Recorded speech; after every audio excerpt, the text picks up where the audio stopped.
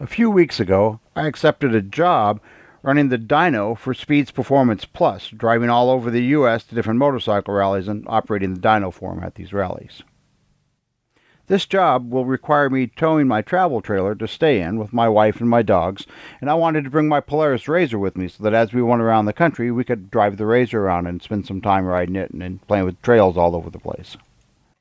This set me down the path of looking at racks to put RZRs in the back of trucks, and then ultimately designing my own rack. I've been designing and fabricating stuff a long time.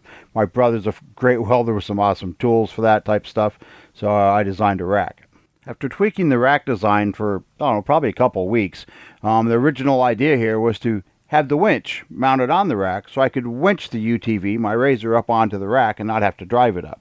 Okay, so I talked with my brother, we worked it all out, I bought the steel we needed, and literally the night before we were going to start building this rack, I come to the conclusion that the winch should be mounted on the UTV, not the rack.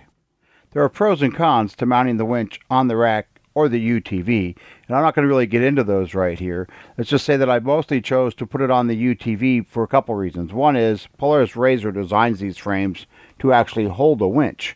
And two, I've been off-roading for decades, and it's not very often I've ever used a winch on Jeeps and stuff that I've owned. But the moment you use it, it's worth every penny of maybe years of dragging it around with you. So it has some practical trail uses, so it just made more sense to me to put the winch on the UTV, and I'm still not quite sure why I didn't come up with this right off the bat. But this video is not about the rack. That will come later. This video is about the winch and installing it on my RZR. After doing research and looking at reviews, I bought a BraveX electric 12-volt winch from Amazon. It's a 3,500-pound winch, which is roughly a little over twice the weight of what the RZR is. It's waterproof, which, whatever. I don't think that really matters as much, and I think it's going to be a pretty good winch to be on the front of my RZR. This winch came with a mounting plate that uses grade 8 tapered screws to attach the winch to it. The mounting plate that came with the winch will not bolt into the RZR at the factory attach points, so I bought a Super ATV winch mounting plate from my favorite UTV shop, Dirt to Dunes, here in Las Vegas, Nevada. The mounting holes on the Super ATV winch plate didn't quite line up with the BraveX winch. You could easily drill holes in the mounting plate that would line up with the winch. I wanted to take advantage of the grade 8 tapered screws that came with the BraveX winch, so we put bigger holes in the Super ATV winch mounting plate that would line up with the tapered holes in the mounting plate that came with the BraveX winch, and then welded the BraveX winch mounting plate to the Super ATV plate so that we could take advantage of the grade 8 tapered hardware.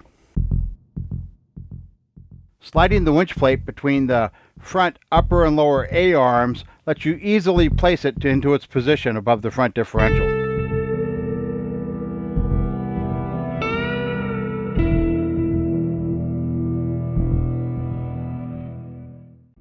So I lined up the plate with the factory Polaris winch holes, and using the Super ATV hardware that came with the winch plate, bolted in place. Pretty simple.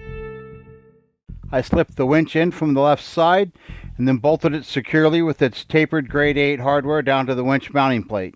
The wiring that comes with the BraveX kit couldn't be easier to install. You got a positive and a negative battery terminal cable, and a positive and a negative winch terminal cable, and a cable with a connector for the rocker switch that could be mounted inside to run the winch from inside the UTV. I removed the seats and then the tunnel from my RZR so I could route the wires through the tunnel. With the wires routed through the tunnel away from anything really hot or moving, I secured them with zip ties. I attached the positive and negative cable to the winch and secured the winch's power box.